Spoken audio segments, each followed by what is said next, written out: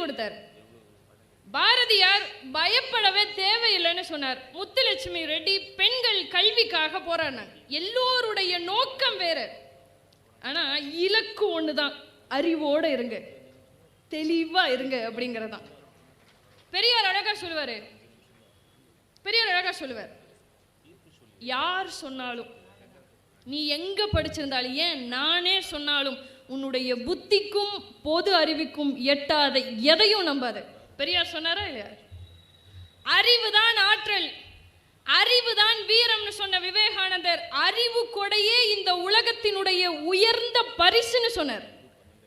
மகாகவி பாரதி என்னைக்கு ஆணும் பெண்ணும்னு சமம்னு நீ ஏத்துக்கிறையோ அன்னைக்குதான் அறிவு செழிக்கும்னு சொன்னார்.